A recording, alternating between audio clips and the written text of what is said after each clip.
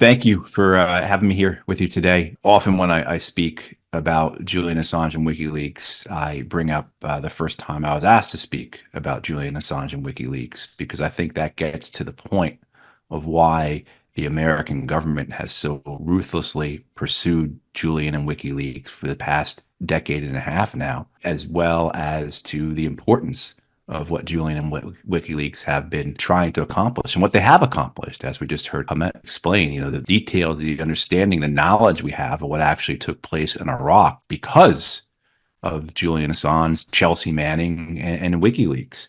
But I was first asked to talk about Julian Assange and WikiLeaks on MSNBC, and this was in spring of 2010, right after Julian Assange and WikiLeaks had released the collateral murder video, which people are not familiar with. That's the gun camera video of the American helicopter in Baghdad massacring people in the streets, including a Reuters reporting crew and severely wounding children. And both myself and my counterpart, who was on the program with me, another veteran of the Iraq War, we were asked what we thought about this.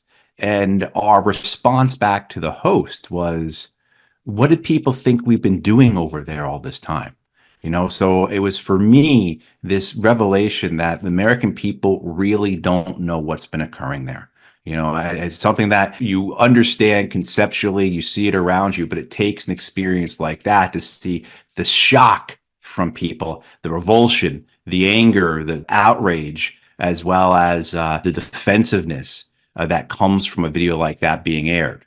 So what Julian Assange and WikiLeaks have done for so many people is they may have had a black and white picture, a black and white understanding of what's occurring in Iraq, in Afghanistan, in North Africa, throughout the world by the U.S. government. And this gives them color, though. This provides the details. This provides the affirmation. This provides very important context, right? And this allows people to have a true understanding of what the United States government has been doing and what it's been hiding from its own people. Certainly what you see violations of international law, violations of United States federal law, violations of natural law. And what it does is it gives us information as to what the U.S. government has known about, as well as what the United States government has been doing. So in terms of some of the revelations, some of what we learned from what WikiLeaks released, almost 15 years ago now, the understanding that is provided, so what has the American government known? Well, the American government knows that the biggest supporter of Al-Qaeda and other jihadist terrorist groups is Saudi Arabia. Right. So principal American ally, they're actually the biggest supporter of these terrorist groups. It's similarly vein, who's the biggest supporter of the Afghan Taliban? So at the time where the Afghan Taliban are killing young Americans in Afghanistan every day, and the United States' primary ally in the region is Pakistan, the WikiLeaks revelations are telling us that the Americans know that the Pakistanis are the biggest supporters of the Afghan Taliban, right? We also know that how corrupt the Afghan government was, and that the American government knew it.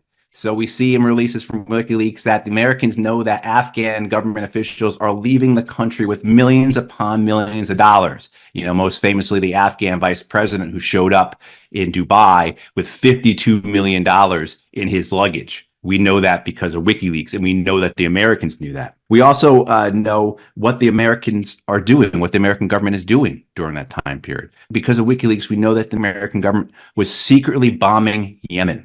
Right? We know that the American government was spying on the United Nations. So spying on the diplomats, recording their conversations, reading their emails, but also capturing their private details, their credit card information, their fingerprints, to use for purposes that are nefarious, right? We know that that was whatever purposes they had in spying on the UN. It wasn't for the general public interest, right? So, these are the types of things that we know because of WikiLeaks, and we could do a whole webinar on just each of the various troves that WikiLeaks has released, right? So we could do a whole webinar on what did the Guantanamo Bay files tell us? What did the diplomatic cables that were released tell us? What did the Iraq war logs tell us? What did the Afghan war logs tell us? But also to, the scale and scope of American action abroad. And what was being kept from the American public. Again, things that violated international law, U.S. federal law, as well as just natural or moral law. So we know that the American government, through the FBI, was training Egyptian police that were committing torture, that were then turning around and torturing people. We know that the American government participated in the 2009 coup in Honduras. We know that the American government sabotaged climate change talks. We know that they helped plot pipeline attacks in Bolivia. And on and on and on. Again, we could do webinars, multiple webinars, just talking about what has WikiLeaks told us that the American government knew or what the American government did. And even things just that shows the general nature of the American government overseas. So my favorite of all the revelations is that in 2007, King Abdullah, the Saudi king at the time, he shook the American government down. He said, I want my plane, my personal plane, to have all the equipment, all the technology, all the luxury of the American Air Force One. And if you don't do that for me, I'm going to buy Airbus planes. And the Americans acquiesced, gave him our most sensitive, most advanced technology that we use to protect the President of the United States in order for the Saudi king to purchase Boeing planes rather than Airbus planes. And he bought like 40 of them too. So this wasn't a minor deal, right? But we know this because of WikiLeaks, right? We know what the American government knows, we know what the American government does, and we know its true nature, right? It's going to sell out its own highest secrets to the Saudis in order to make sure Boeing sells planes, right? So you get an idea of the actual nature of who this is. And then, of course, the larger things, as Hamit explained, one of the most important things about, say, the Iraq War was that the American government knew that the Iraqis that we were taking prisoner, that we were handing over to the Iraq military, to the Iraqi government, were going to be tortured, right? So it was like, we see that all of that wrapped up in just that one example. What did the American government know? Well, the Iraqi government's torturing. What did the American government do? Well, we gave our prisoners to the Iraqis, right? What's the true nature of the American government? It's to set forth events in motion like the invasion of Iraq that would just be immoral horror shows. So, to counter this, because this is so damning, right? This is such a dangerous thing for people to have this knowledge. The American government, of course, has gone after Julian Assange and WikiLeaks for a decade and a half now, essentially. And one of their chief points, one of their chief arguments against WikiLeaks and against Julian Assange is that they caused harm to American national security interests and that they directly harmed individuals, that people were killed because of Julian Assange's irresponsible release of this information. And we know that's simply not true. We know that's a lie by the American government.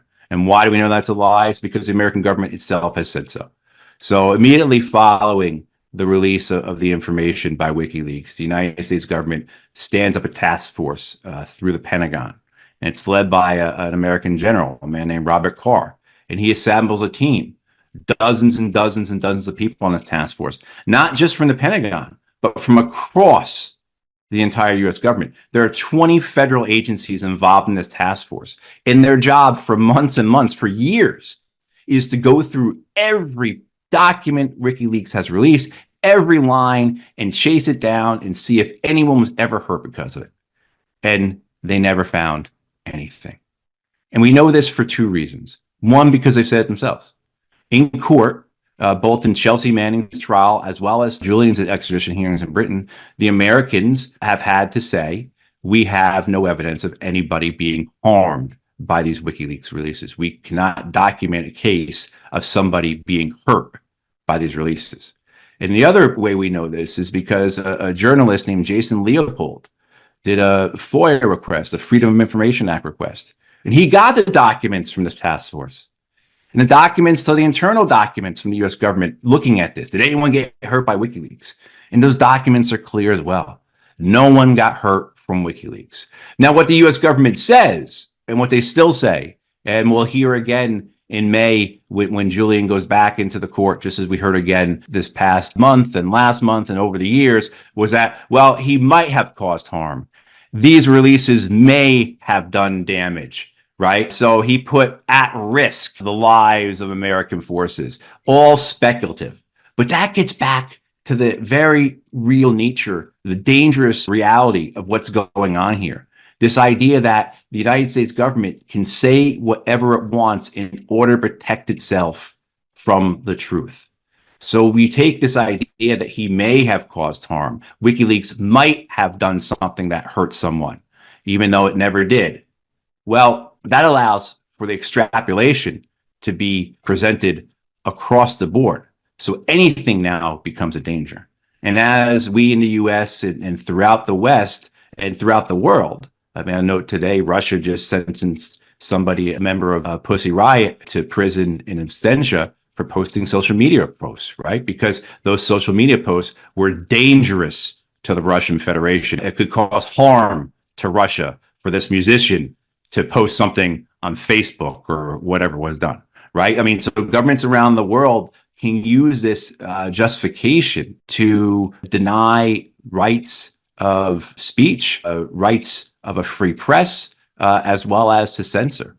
So even though we see that no harm was done by WikiLeaks in these releases, we were also confronted with the very real idea that governments, not just American governments, but other governments, will utilize just that threat, just that speculative idea that harm may come, to censor, to persecute, and to prosecute those who are speaking truth. I mean, on a personal level, just to wrap up, one of the reasons why I knew that no harm had never occurred was because of the very basic nature of the releases themselves. They were classified at the secret level. And I used classified information as a Marine Corps officer and as a State Department official. I used it both in Iraq and Afghanistan. I used it both at the Pentagon and the State Department. And anything classified at the secret level is classified at that level and not at the top secret level for that very reason.